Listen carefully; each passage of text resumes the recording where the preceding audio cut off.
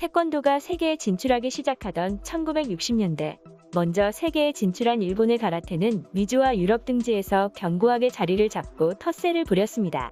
그로 인해 태권도는 일본 가라테의 아류로 인식되었고 코리안 가라테라는 이름으로 불렸는데요. 이에 태권도를 보급하기 위해 해외로 나간 한인 사범들은 서양인들에게 익숙하지 않은 태권도라는 명칭보다는 코리안 가라테라는 이름을 현실적으로 수용할 수밖에 없었고, 울며 겨자 먹기로 코리안 가라테 혹은 코리안 스타일 가라테 도장이라는 간판을 내걸었습니다. 또한 태권도는 실전에 약하고 실제 싸움에는 별로 도움이 되지 않는다는 비판도 듣기 시작했습니다.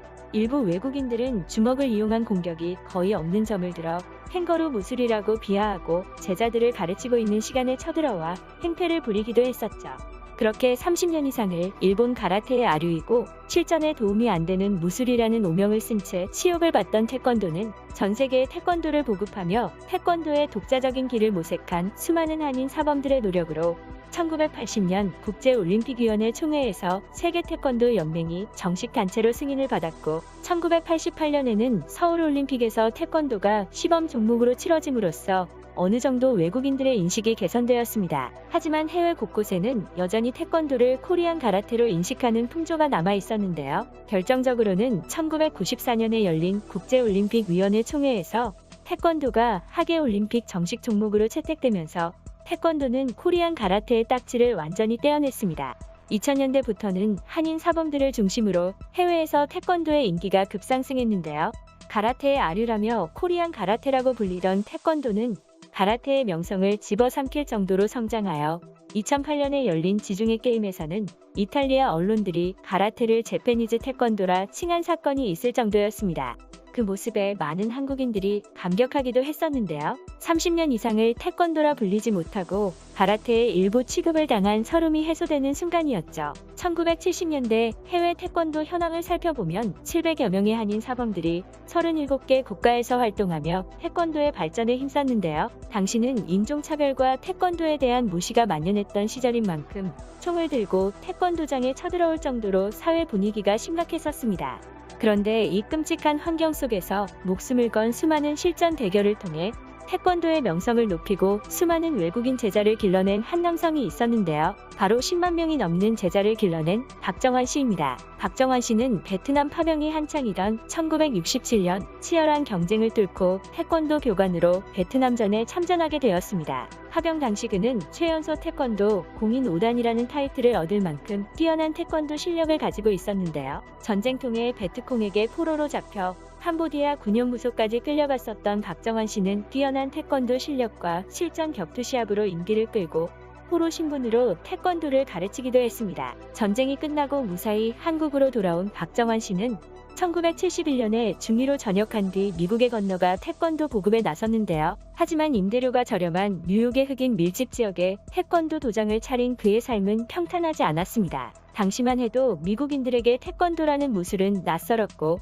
인종차별이 심했던 만큼 외국인들이 계속해서 시비를 걸어왔기 때문이었죠. 실제 1970년대의 뉴욕은 전쟁터에서 사망하는 군인보다 뉴욕의 밤거리에서 살해당하는 시민이 더 많다고 말할 정도로 치안이 엉망이었는데요. 하지만 박정환 씨는 흑인이 총을 들고 찾아오거나 태권도를 무시해도 포기하지 않는 모습을 보여주었습니다. 도장을 차린 지 3달쯤 지났을 때에는 인근에서 쿵푸 도장을 운영하는 흑인 사범 2명이 찾아와 대결을 제안했었는데요. 그들은 지는 쪽이 도장 문을 닫고 떠난다는 비장한 조건을 내걸었었죠. 하지만 태권도 교관으로 전쟁터에 파병될 만큼 뛰어난 실력을 가진 박정환 씨에겐 상대가 되지 않았습니다. 흑인 한 명이 앞으로 나서자마자 박정환 씨의 오른발 뒤돌려차기에 얼굴을 맞고 입과 코에서 피를 흘리며 기절해버린 것이었는데요. 잠시 후에 정신을 차린 그는 함께 온 동료에게 내가 뭘로 맞았냐고 물었고, 이후 자신들이 졌다는 것을 알게 된 그들은 도장 문을 닫고 제자들을 박정환 씨의 도장으로 보냈습니다.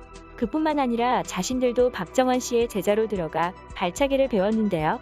또 한 번은 박정환 씨와의 대결에서 패배한 외국인이 자신의 패배를 받아들이지 못하고 총을 들고 도장에 찾아온 적도 있었습니다. 사건은 기질이 공격적이고 성격이 급한 스페인계 푸에르토리코인들이 박정환 씨의 태권도장에 찾아와 시비를 걸면서 시작됐는데요. 푸에르토리코인이 수차례 도장에 찾아와 시비를 걸고 운동을 방해하자 박정환 씨는 그를 완전히 굴복시키기 위해 대결을 하기로 결심하고 그의 부인을 불러 참관하게 했습니다. 전쟁터에서 포로로 잡혀 실전 격투 시합까지 했었던 박정환 씨는 누구에게도 이길 자신이 있었는데요. 결국 푸에르토리코인은 아내가 지켜보는 가운데 얼굴과 복부를 차이고 바닥에 4번이나 쓰러지는 수모를 당했습니다. 지켜보던 그의 부인이 제발 그만하라고 울부짖을 정도였죠. 대결에서 진 푸에르토리코인은 아내에게 이혼 요구까지 받았고 결국 총을 지닌 채 초조하고 불안해 보이는 눈빛으로 태권도장에 찾아왔습니다. 하지만 결코 물러서지 않고 당당한 모습을 보여주던 박정환 씨는 그에게 무도정신을 일깨우며 타일렀고 정말 분하면 지금 나를 쏘라고 말하며 대범한 모습을 보여 그를 마주한 푸에르토리코인이 자신의 잘못을 뉘우칠 수밖에 없게 만들었습니다. 푸에르토리코인은 결국 자신의 잘못을 인정하고 그냥 돌아갔는데요. 이후 박정환 씨는 평소 친하게 지내던 중국 식당의 사장에게 흑인들이 이 동네에서 제거해야 할 사람으로 박정환 씨를 꼽고 있다는 말을 전해 듣게 됩니다. 불과 한 달 전에 박정환 씨의 흑인 제자가 괴한에게 습격당해 가족을 잃은 비극적인 사건이 있었던 만큼 박정환 씨는 경찰관 제자들을 불러 이를 상의했는데요. 경찰관으로 근무하던 제자들이 발벗고 나서 태권도장 앞에 경찰차를 세워두는 등 만약의 사태에 대비했지만 불안감을 떨칠 수 없었던 박정환 씨는 결국 플로리다로 이주를 결심했습니다. 해변 도시인 사라소타의 도장을 개설하고 서너 달 만에 100여 명에 달하는 수련생을 모은 박정환 씨는 휴양 도시의 삶에 적응하는 듯했으나 뉴욕의 제자들과 학부모들의 다시 돌아와 달라는 청을 무시할 수 없었습니다. 박정환 씨의 무도 정신에 진심으로 반해 그를 멘토이자 진정한 스승으로 모시던 제자들이 그의 빈자리를 크게 느끼고는 그를 찾은 것이었죠. 심지어 그리스계의 한 학부모는 아스토리아 전철역 부근에 새로운 도장터를 마련해놓고 그에게 돌아오길 간청하기도 했는데요. 뉴욕으로 돌아온 박정환 씨는 이후 20여 개의 태권도 도장을 운영할 정도로 지도자로서 인정을 받았고 그의 미국인 제자들이 차린 도장까지 합하면 도장만 60여 곳에 달할 정도였습니다. 그가 길러낸 제자만 10만 명이 넘을 정도로 태권도 보급에 힘썼는데요. 1995년에 국기원 승단 심사를 거쳐 태권도 최고의 경지인 9단까지 승단한 박정환 씨는 수많은 제자들과 태권도에 대한 열정을 바탕으로 미국 플로리다주 한인회장을 역임하기도 했습니다. 박정환 씨와 수많은 영웅들의 노력으로 현재 태권도는 전 세계에 모르는 사람이 없을 정도로 유명한 한국의 무술로 자리 잡았고 세계 각지의 태권도 도장에서는 우리나라의 문자인 한글과 국기인 태극기가 휘날리고 있습니다.